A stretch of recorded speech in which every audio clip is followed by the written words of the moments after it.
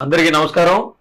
ఈరోజు కూటమి ప్రభుత్వం వచ్చిన కాడి నుంచి పేద ప్రజలకు ఏ విధంగా మోసం చేయాలి, పేద ప్రజలకు అందే ఏ ఒక్క నిత్య సరఫరా చేసే సరుకులు కూడా అందకూడదని చెప్పేసి ఒక దురుద్దేశంతోనే ఈరోజు ఈ యొక్క రేషన్ డీలర్లకి పంపిణీ చేసే వ్యానులు తీసేయడం, పేద ప్రజలకి మంచి జరగాలి, పేద ప్రజల దగ్గరికి వెళ్ళి వాళ్ళ ఇంటికి వెళ్ళే స్టోర్ బియ్యం అందజేయాలని చెప్పేసి ఒక మంచి ఉద్దేశంతో జగన్మోహన్ రెడ్డి గారు ఈ వ్యాన్లు ప్రవేశపెడితే కూటమి ప్రభుత్వం వచ్చిన కాడి నుంచి ఏదో ఒకటి జగన్మోహన్ రెడ్డి గారు చేసినవన్నీ తీసేయాలి।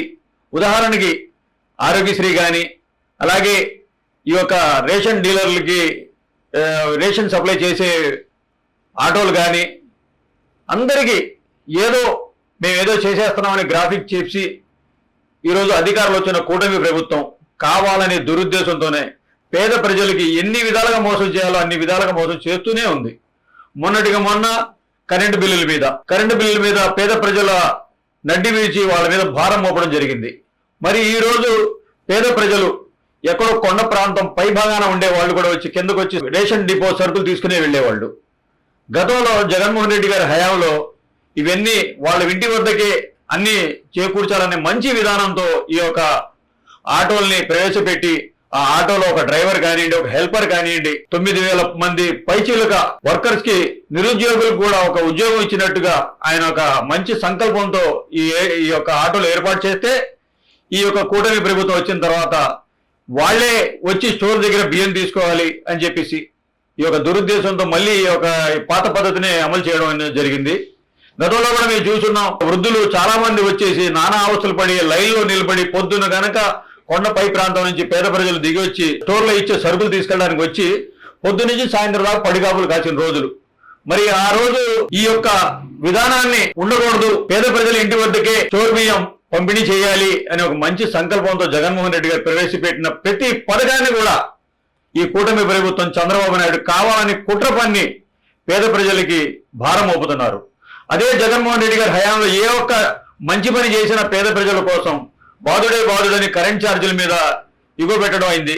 అలాగే ఇప్పుడు కరెంట్ ఛార్జీలు తర్వాత ఆరోగ్యశ్రీలు తీసేశారు। అలాగే మనం ఏలూరు ఏజెన్సీలో చూసాం, ఆ వీడియో కూడా సోషల్ మీడియాలో చాలా వైరల్ అయింది। పేద ప్రజలకు ఇచ్చే ఒక స్టోర్ బియ్యాన్ని ఆటోల్ని రద్దు చేశారు। అదే మినీ వ్యాన్లో అయితే ఈ యొక్క కూటమి ప్రభుత్వం మద్యాన్ని సరఫరా చేస్తున్నారు, ఇంటి వద్దకే మద్యం అందిస్తామని చెప్పేసి ఈ యొక్క కూటమి ప్రభుత్వం వచ్చిన కాడి నుంచి మద్యం ఏర్లై పారుతుంది। పేద ప్రజలకు ఇచ్చే సేవలు మీరు ఏమని హామీలు ఇచ్చారు, ఏ హామీ ఒక నెరవేర్చకపోగా కావాలని చెప్పేసి పేద ప్రజల మీద భారాన్ని మోపుతున్నారు।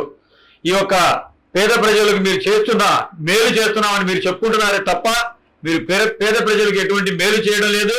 ప్రజలందరూ గమనిస్తున్నారు, ఈ కూటమి ప్రభుత్వం వచ్చిన కాడి నుంచి ఏ విధమైన అరాచకాలు సృష్టిస్తున్నారో, ఎవరైనా పేద ప్రజల గురించి కానీ లేకపోతే ఏదైనా మీరు ఇచ్చిన హామీల గురించి కానీ ఎవరైనా మాట్లాడితే మీరు రెడ్ బుక్ ని మీరు అమలు చేస్తున్నారు। ఈ యొక్క భారతదేశంలో కావాలని చెప్పేసి అప్పుడు బాబాసాహెబ్ అంబేద్కర్ గారు ఒక రాజ్యాంగాన్ని నిర్మిస్తే మీరు ఆంధ్రప్రదేశ్ లో ఈ యొక్క రెడ్ బుక్ రాజ్యాంగాన్ని అమలు పరుస్తున్నారు। ఇది చాలా దారుణం। పేద ప్రజల పొట్టగొట్టడమే ఒక జయంగా పెట్టుకున్నారు। అలాగే మొన్న వరదలు వచ్చినప్పుడు వాలంటరీ వ్యవస్థను అందరినీ పిలిచి మేము మీ ఉద్యోగాలు మీకు ఇచ్చేస్తాం, మీకు 10,000 రూపాయలు గౌరవేతనం చెల్లిస్తామని చెప్పి మాయమాటలు చెప్పి వాళ్ళ ద్వారా నానా చాకరీ చేయించుకొని మళ్ళీ వాళ్ళకి మేము మీకు ఉద్యోగాలు ఇవ్వలేమని చెప్పేసి వాలంటరీ వ్యవస్థను కూడా వెనక్కి పంపించేశారు। ఇలా కావాలని చెప్పి జగన్మోహన్ రెడ్డి గారు ప్రజలకు మేలు జరిగే ఏదైతే విధానాన్ని అమలు చేశారో ఆ విధానాలన్నింటినీ తొలగించేసి ఈ కూటమి ప్రభుత్వం మేమేదో అంతా గ్రాఫిక్ చేసేసి మేమేదో చేసేస్తామని చెప్పేసి మాయమాటలు చెప్తున్నారు।